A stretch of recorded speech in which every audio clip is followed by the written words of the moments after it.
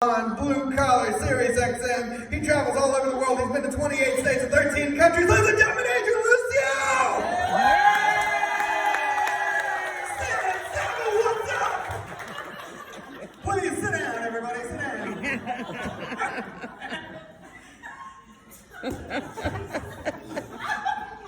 Woo, I'm done. Thank you.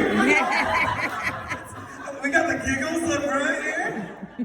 I love a hat, brother. I love it. That's awesome. Cowboy hats. Love cowboy hats. I didn't want to wear mine, but I dressed up. It's great. It's awesome. I'm so excited to be here. It's cold out, yeah? Thanks for bracing the elements. I know. Us Texans. Well, do I have any? I heard we have snowbirds here. Snowbirds that are here that came in. Winter Texans, yeah? Yeah? Aren't y'all disappointed? Golly. You know, in Texas, even us Texans, I mean, we freak out for this, but y'all are sitting here like, this is what we were trying to get away from. Exactly. Salt and ice, we expect a margarita. Okay, we don't expect snow. I'm Methodist, I can say that joke.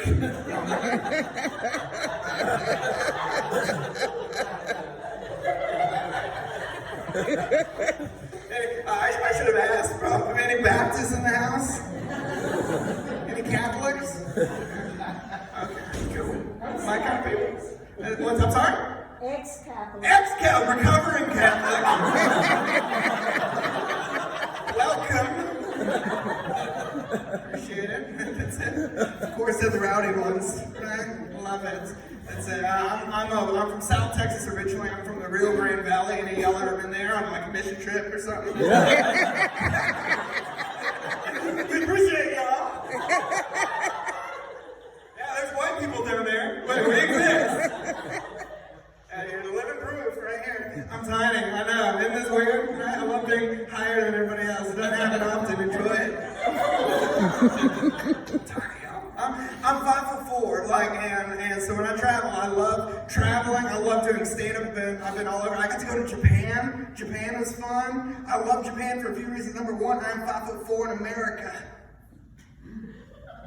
I am 6'4" in Japan.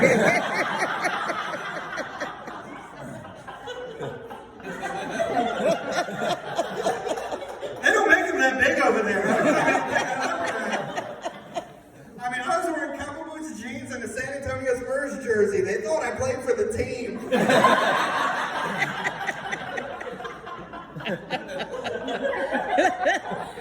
I'm one bald spot away from Monte Ginobili, you know?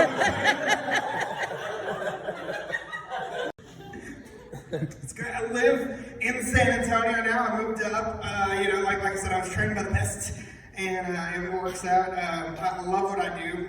Comedy's always been a near and dear thing. I was raised down south. I was raised by my grandparents. Yeah, I was raised by old people. Anybody in here raised by their grandparents? That was fun. Yeah, a little bit. I loved it. My favorite thing about being raised by old people was the fact that I had money a lot because the tooth fairy hit up my house because I was stealing my grandma's teeth. Teeth were just laying around everywhere. I just throw them under my pillow. The house smelled like Banquet all the time. It was awesome. Watch it. This is my last stop. I've been on the road for 3 weeks, so this is my final stop. I was in Tyler, Texas last night, and I'm here today. But it was great because I had a show at a nursing home. That was fun. I got heckled. You don't expect to get heckled in a nursing home. Right? There was a lady that was sitting right in front, kind of like where you're at, ma'am. She had an oxygen tank on her nose. Oxygen tank. And a cigarette in her hand. Oh, no, she didn't. Whoops. Now, I'm no science expert, but isn't that a bomb? So I have this bomb threat sitting there. This is what happened. She's sitting there, and she's judging me, kind of like you, sir. I see it. You all right, sir? You having a good time? Yeah? You're sitting there like I'm going to steal your nipples.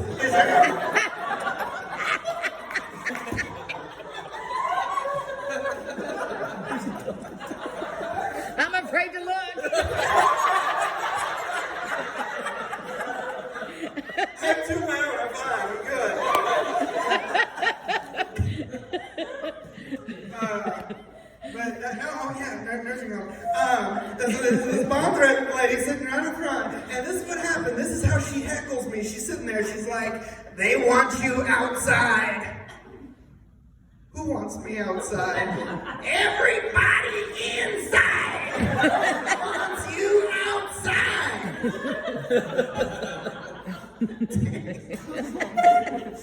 She got all mad because I lit a cigarette for her. I was just trying to help. It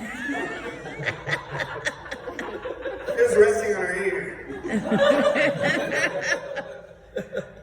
That's cool. Last tour I went on before COVID hit. I got to go on tour with a buddy of mine. His name's Big Herm. He's not here, so I can talk about him. And it's great. We call him Big Herm because he's 6'4", 422 pounds. Big boy, right? I'm 5'4", right? You know what I'm saying? So size difference is awesome. It's great. He's my best friend. So we went out on tour, and it was his first comedy tour. And I had guys like Cleto Rodriguez that showed me the way and paved that for me. And then so I wanted to give it back. And so it was his first comedy tour. And his first night on tour, we decided to mess with him. He falls asleep in the van, clocks out. So I had to give him a welcome to comedy, and we shaved his eyebrows. Oh, no, you didn't. Gone off his face. You ever hear that saying, you never know what you had until it's gone? I think it kind of applies with eyebrows, don't you? Like, eyebrows are very underrated. Like, when you wake up and you thank God for the things going on in your life, my family, my friends, my car, eyebrows never make it. No.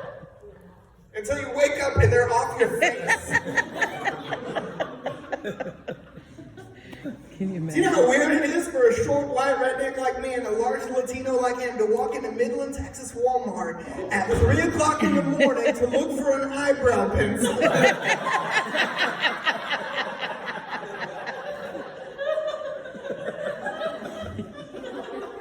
Ladies, we didn't realize this, but y'all have like 400 different colors. And I'm colorblind. So we're standing there in this cosmetics aisle. He's like, what's my color? I just gave up and I bought a Sharpie. So we go back to the hotel. Now I have to draw eyebrows on my friend's face. And I drew them on way too high, people. Like, I mean, and this is typically the part of the joke where women like to chime in and go, we have stencils. Like, I knew that. His eyebrow line is here. I drew them on like somewhere way over here. He's like, how do I look? I'm like, dude, you look really surprised. Like, oh, man. Like, he was just terrified everywhere he went. Saving my life. It was a beautiful gesture. He actually did. So that's how you know friendships. And I love friendship stories in the Bible. Like last night, it was funny because I was reading up on my favorite Bible story. My favorite Bible story is actually where they lower the paralyzed man down to Jesus' feet. Right? And the best part about that is that his four friends are totally nameless in the story, but yet they're the most pivotal people in that plan. Right? And that's just my favorite thing because I just love those bros who just aren't fazed by the fact that they can't get in somewhere. They come up with this whole operation. They're just like, we're not done, let's commit a felony. So I'm saying, let's have a breaking and entering because that's what Jesus means to us. And that's what true friendship is. And he saved my life. And it was funny because here's our story. We had a night off in Dallas, Texas. We go to Six Flags, right? Six Flags people, right? Y'all ever been? Okay. And we get on a roller coaster together. Now it was tough picking the right roller coaster because of the size difference that him and I have. So I did not want to be kind of cramped up in my own little corner. We found one that had dividers between us. I was like, oh, this is good. I'm not going to be crammed up. Let's ride this one. We get in line. We're excited. So we get in line. We're pumped. We get in the first cart. And as we sit down, I'm like, you ready? I'm ready. Click. Uh-oh. We had one pull bar for both of us. Yeah. So I'm sitting there like...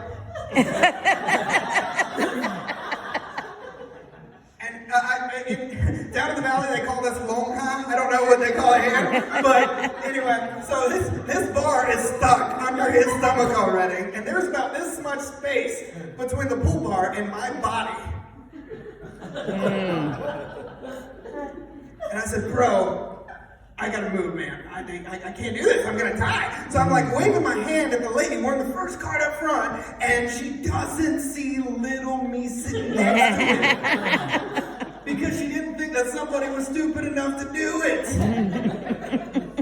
So here I am, lady, get me off. I'm gonna die. I'm freaking out. She doesn't see me. She starts at cart number 2 because big guy up front, he's not going anywhere. So let's start at 2. She starts at 2 and she works her way back.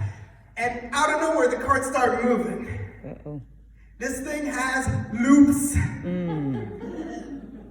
So I'm freaking out. And I have about 5 seconds to make a life or death decision while there's still concrete. And Big Herm makes the grandest gesture I've ever seen. He reaches over to me, he wraps his arms around me, and he says, "Don't worry, bro, I've got you."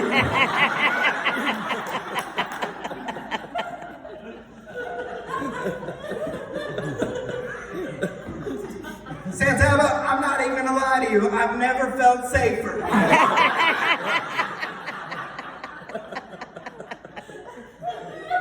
I was in a cocoon. And it kind of smelled like fajitas.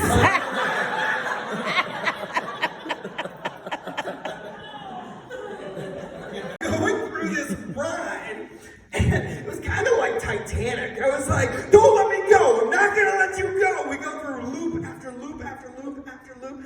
We made it. It was awesome. By the last loop, I had this big sigh of relief because I'm like, no more loops. But out of nowhere, there's a sudden drop and there's a bright flash.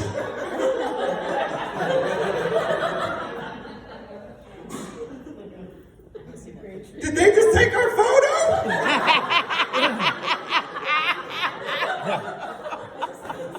I think so. So we get off this ride, and they have everybody has their card pictures on the screen. We're in card number 1. Our screen is completely black. She has our photo in her hands, along with 3 employees hovering around it. And this is what happened. She's like, "You guys want to buy your photo?"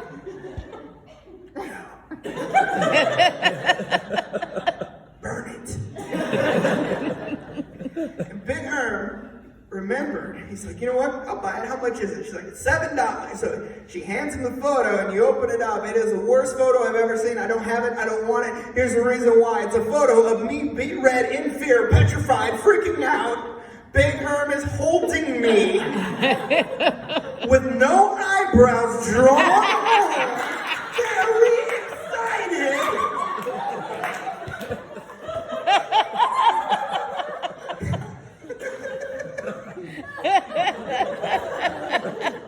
That's priceless. Thank you, appreciate that. It's great. I was looking for things to do on my journey over here while I'm in Central Texas. I love being in Central Texas. I mean, these are my people. I love it. I went and I played frisbee golf. Anybody ever done that? Right? Yeah. Frisbee golf? Yeah, I love frisbee golf. That's my thing. It's hard to play here in San Salvador because I tried throwing my disc and somebody would shoot it down with a shot.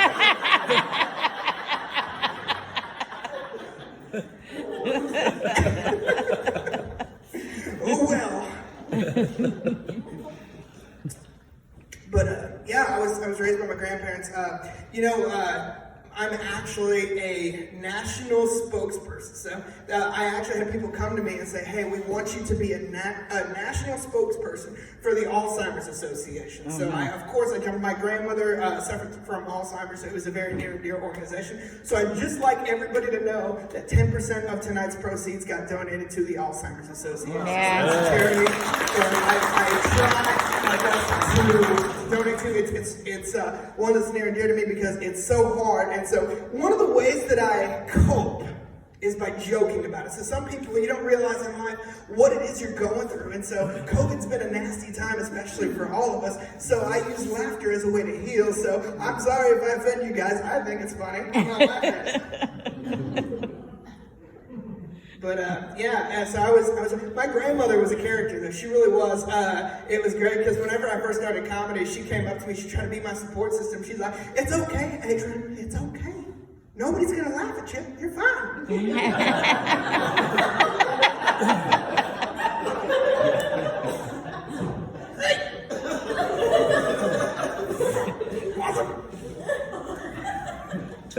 She was very soft-spoken. She was very loving. My grandfather, on the other hand, they were night and day. Let me explain this, okay? They parented different. Any parents in the house? Aren't y'all just grateful to be away from your kids? Yes, right I'm now? Isn't it awesome? We're having a date night. I love it, right? Y'all, do y'all have? Okay, are y'all any parents? Any up here? Yeah, your parents. How old are yours, man? How old are yours? There's 5. There must not be cable in San Antonio.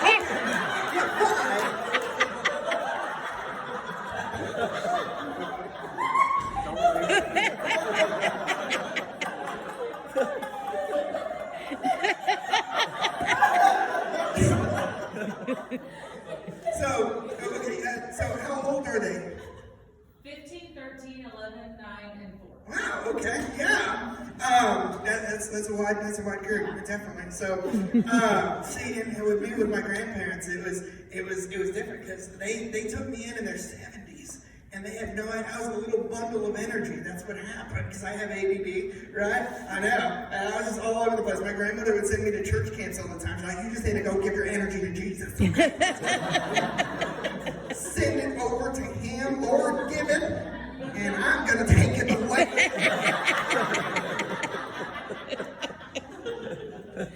But she was very loving, and that's what she did. My grandfather was a ticking time bomb. He was a World War II veteran, served at D-Day. There were no jokes. He was a one-man fix-it. Okay? If he didn't know the answer, he faked it till he made it. That's what he did.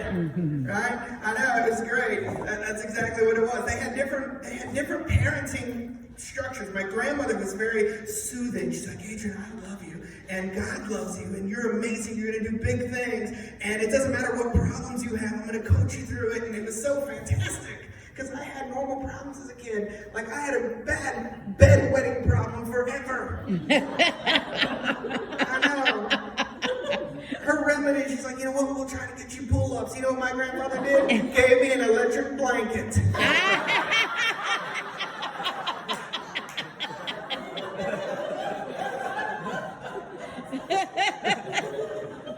It stopped that night. Reject that joke. But crowd was funny. I enjoyed it. It's great. Anybody in here? I'm a big football fan. I grew up. My grandfather got me into the Kansas City Chiefs when I was a kid because he was a Dallas Texans fan. And then when they moved over to Kansas City, he followed him. So I'm a diehard Chiefs fan. And this Super Bowl was really heartbreaking for me. So I'm still recovering from that as well. But I love football. I'm a football guy, and I heard that San Saba, the Armadillos. Woo! Let's curl up and hide, people.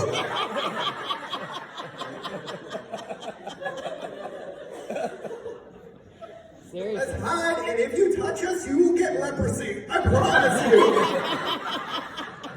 We're going biblical.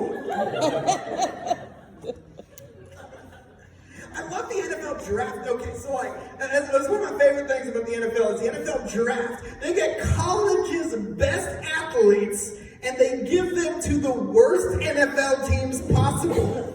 Y'all ever realize how that goes? That's like getting a master chef that graduated with honors from Le Cordon Bleu University, and he gets sent to Wendy's. It's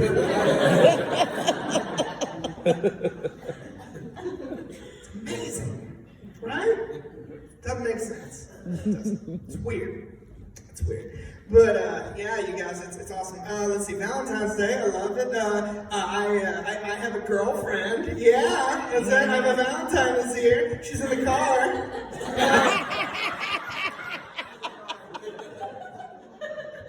pay no $15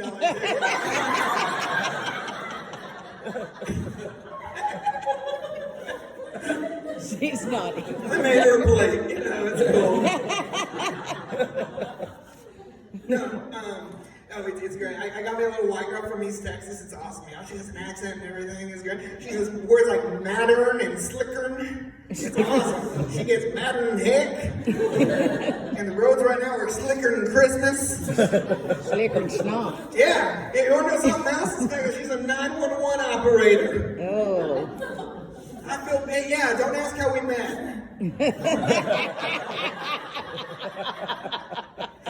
Comedian, I get it, you know. So, where am I? So everybody in here, it's okay. Let's see, married people. Yeah, married people. Round of applause if you're married. Right? Yeah. Dating. Okay, anybody just dating in here?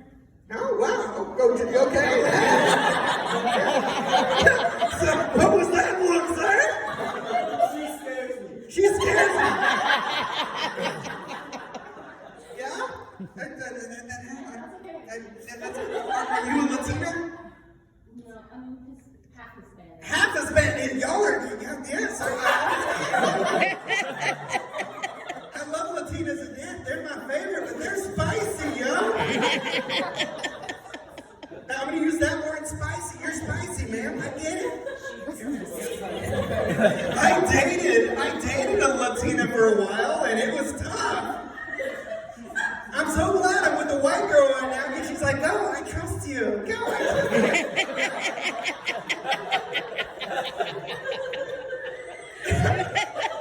I tried to show her a magic trick. I'm like, here, pick a card, any card. She's like, Visa.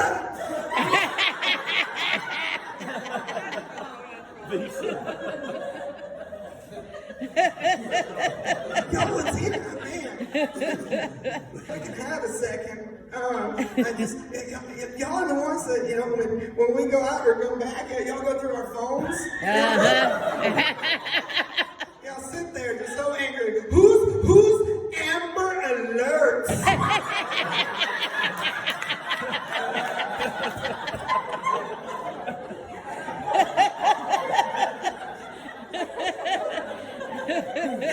Sounds like a white girl.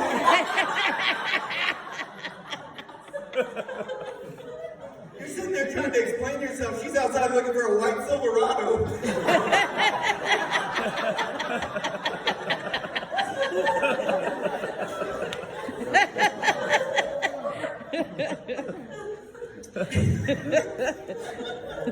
I get it.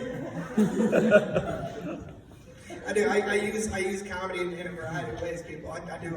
I love using it as a ministry, and I love God. God is my first and foremost, but indeed, comedy is my way of ministry. There's odd forms of ministry, people. Like people don't realize what I do is a ministry, and the people that I reach and I speak to, they need it, you know. And it's amazing to see. I've been all over doing it. I've been to prisons. I've been to colleges. I've been to conventions. I've been to churches. I've been to comedy. You name it, I've done it, and I've gotten the chance to see things and experience things, and it's been unreal. And I've had people come to my shows afterwards and say, Adrian, we appreciate what you brought and how you just brought laughter to us because that's what we need.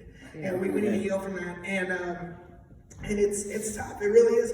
One of the hardest things I ever had to do in my life was put my grandmother in a nursing home. That just drove me nuts. Mm-hmm. And her Alzheimer's was getting real bad. We had to put her in a nursing home, and I was really picky. I had to try to look for the right one. You know what I mean? And you know what I learned about nursing homes is that they are exciting. They have stuff going on every day. For a lady that was forgetting her memory, she memorized that schedule.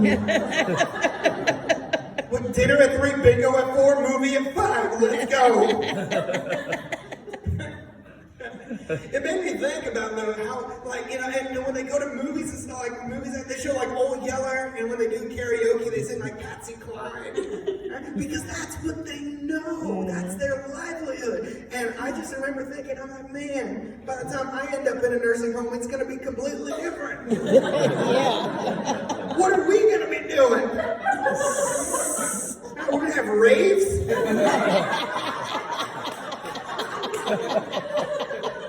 No, I mean, you're going to come at 2 a.m. and you're just going to hear I have a bunch of old people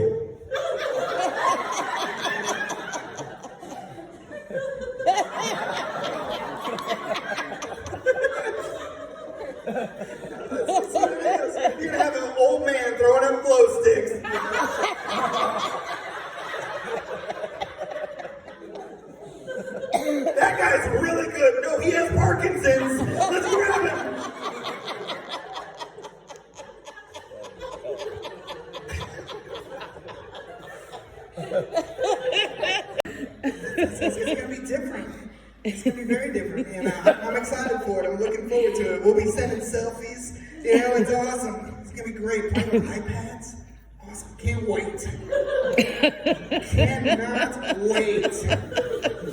It's just different generations, you know. That's exactly what we were raised with, and it's unreal. But I've seen I've done comedy shows at a lot of different ministries too. I found out that they have a Christian wrestling federation.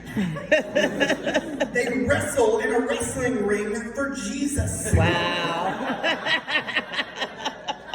I worked with them in Rockwall, and I was like, this is the greatest. Those matches took forever because I kept turning the other cheek.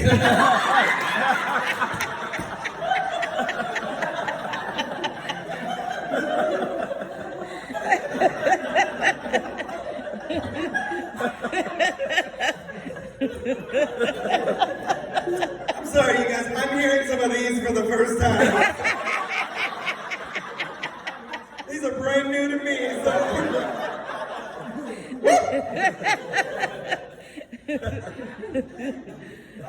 But yeah, they have a Christian midget wrestling federation. Christian midgets. Can I say that word? Little people. Little people. I was raised with my grandparents. I say midgets. I'm sorry if that offends anybody. I didn't see any midgets in the house besides me. Their hit star is Knee-High Maya.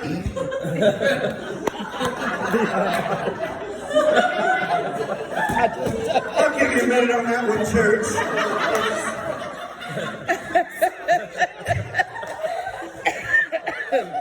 I just took a drink. You need. You know, we're going through a crazy time right now with COVID happening and everybody, you know, with the masks, mandates and everything. It's crazy. You go in places, do you have your mask? Do you have your mask? It's tough. I don't know how I feel about that being a law, you know, being put in place. But you want to know what law I don't like worse than the mask, or I don't like more than the mask, is the booster seat rule.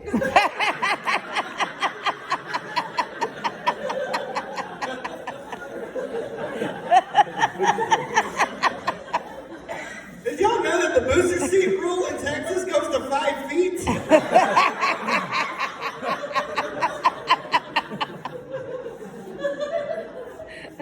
You guys know how long it took me to get to 5 feet. If you guys want a short answer, prom. I picked my prom date up in a booster seat. You know? Drove up in my truck in my booster. I just went, what's up, girl? You want to get in this? I think I got some animal crackers. I think there's a chicken nugget under here. Yeah, there's a nugget. You want a nugget?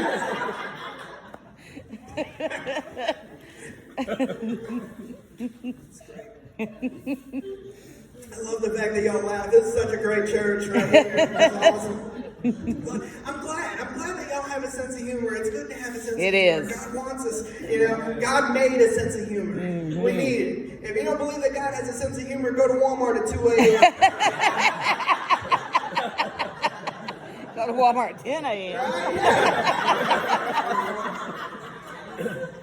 Can't have a Walmart. Stick with Lowe's. But yeah,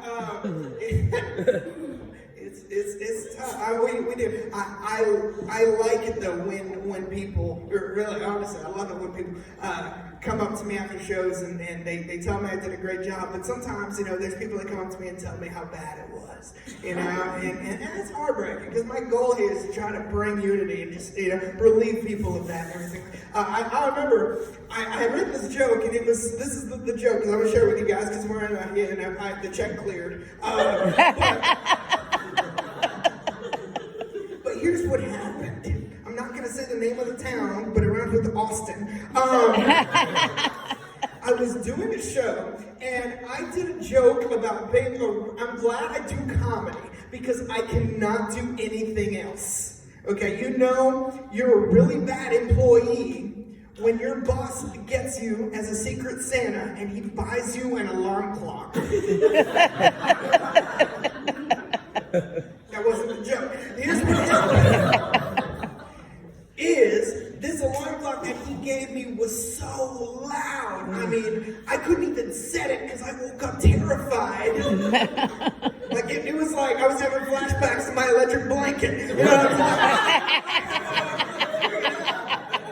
Spazzing out. Like I woke up, I almost wet the pants. Almost. Because that's how it was.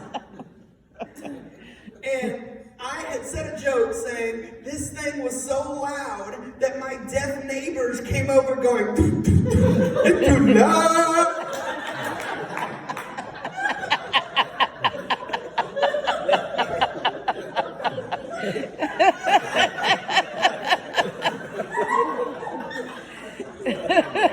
It doesn't stop there. I had a lady that was sitting there judging me, kind of like your nipples, you remember? I gotta say it. And this is what she said. She's like, Adrian, that is so rude. That is so rude. What if deaf people heard you say that?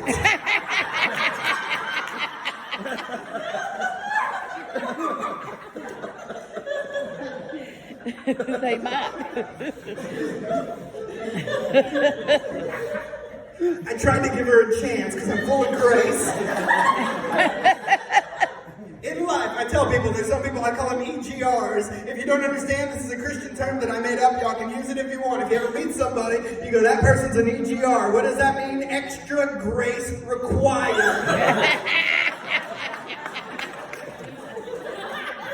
Don't you call me that. Don't you call me that. Don't you call me that. So if any of y'all leave this place and you get called an EGR. But I try to give her a chance. And I said, did you just ask me, ma'am, what if deaf people heard me say that? She's like, yes, Adrian, what if deaf people heard you say that? What would you say? What would I say? Glory, hallelujah!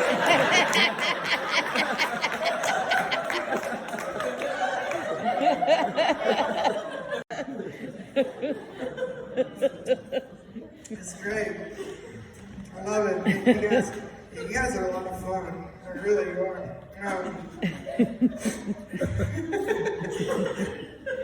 It's tough. So one of my, so I actually like using comedy as a form of ministry. Like I said, and I love the chance to make people laugh and to bring laughter into it. I mentioned that I was born with this really rare disease. Some of you may have heard of it. It's called attention deficit disorder. Mm-hmm. Right? Those of y'all not paying attention probably haven't. I mean, of all the disease to have, right? That's like the best one because you forget about it. You sit there, you get distracted and stuff. I was like, man, it's ridiculous. You'll sit there at a stop sign waiting for it to turn green.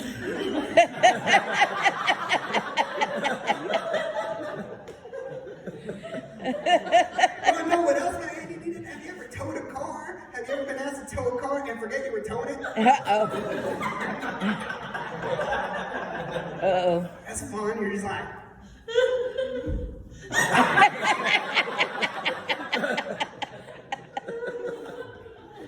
Forget things. It's awesome. I'm the best at secrets. Really? That's what it is. But yeah, Brittany, my girlfriend, she's in the car. You got to meet her later. She can't stand me sometimes because she's so serious. Like I said, she's a 911 operator. I'm a comedian. She gets mad at me because she's like, you can't make jokes about that. I'm like, yeah, watch me.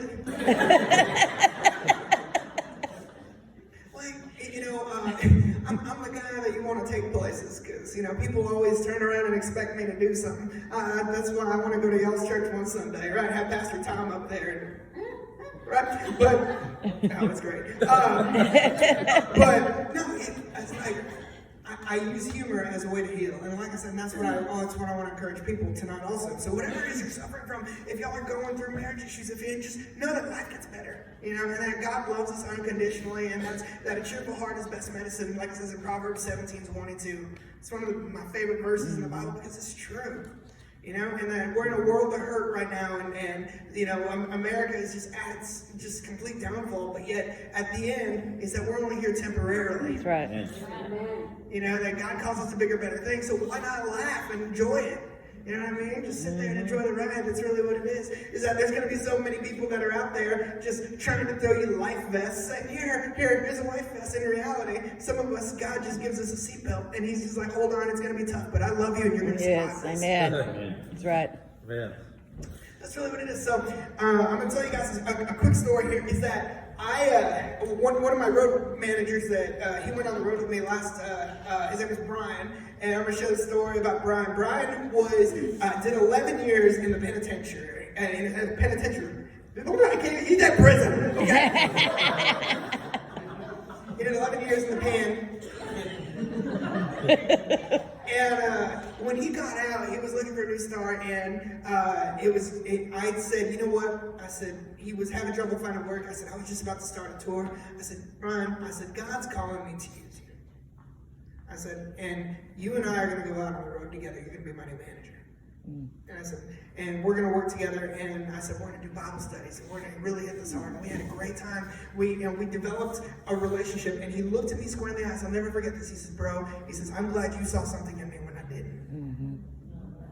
And he says, and at the end of the tour, Brian had this one thing he always liked to say, is he says, bro, he talked like that, he's like, bro, you let me know if somebody does you wrong, bro. I ain't scared of going back.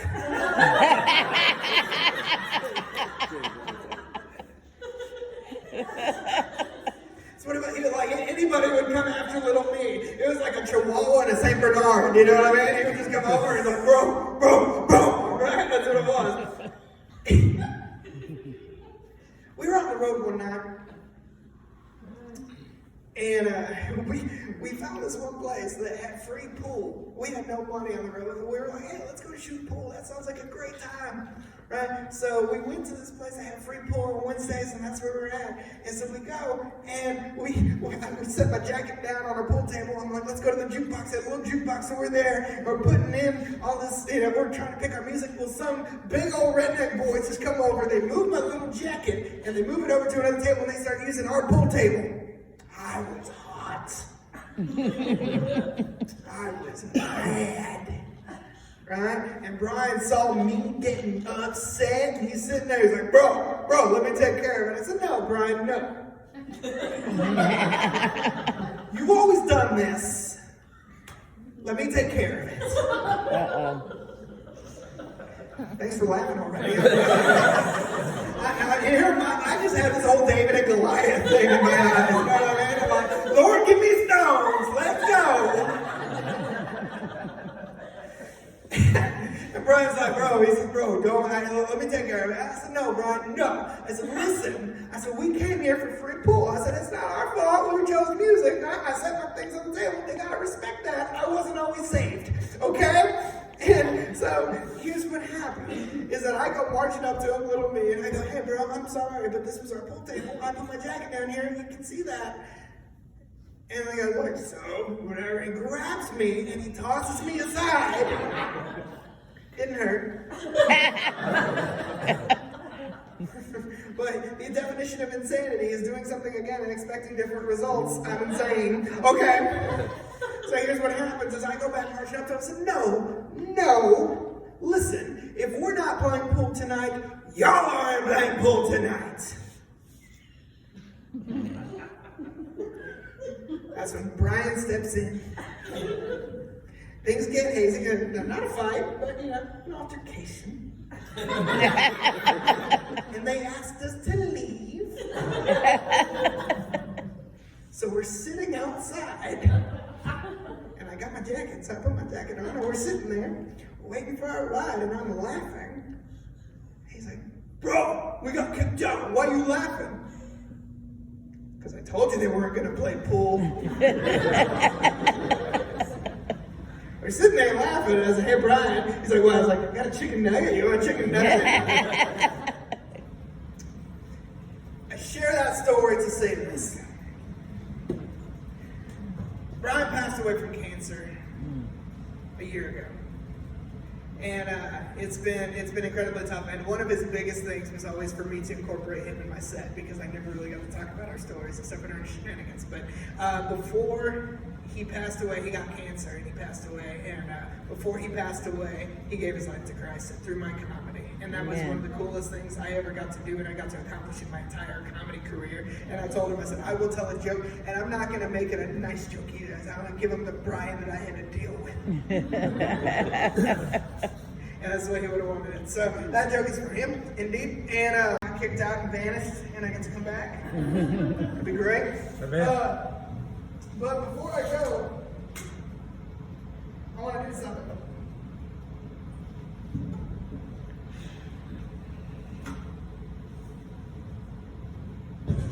I was raised in a musical family. I play guitar. I can't sing. I can't sing to save my life. But I thought I'd use it in my set. And if y'all can't hear the guitar, don't worry about it. It's just aesthetic. But here it is. A lot of times, it started as a trend. It started by Tim Hawkins. Tim Hawkins was the one that started it. And it went to my buddy Bob Smiley and Johnny W. And they ended up taking it and running with it. So it became a trend amongst us Christian comedians that we write jokes all the time. And sometimes they don't fit in our routine. We love them and we want to share them, but they don't fit in our act. So we post them on social media. So we post them on Facebook or we post them on Twitter, things like that. And they're still some of our favorites. And I decided to copy them and put it in a little medley. And this is my Twitter song. And it goes something like this.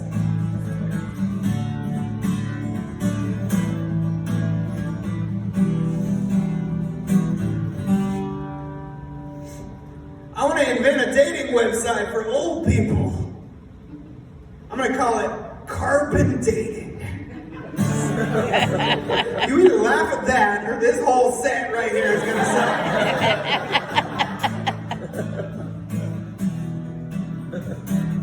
I know this is a Valentine's Day ordeal, and my favorite thing is they all Valentine's Day candy and stuff like that. CVS. I don't know if y'all have one in San Saba. If not, find your nearest CVS.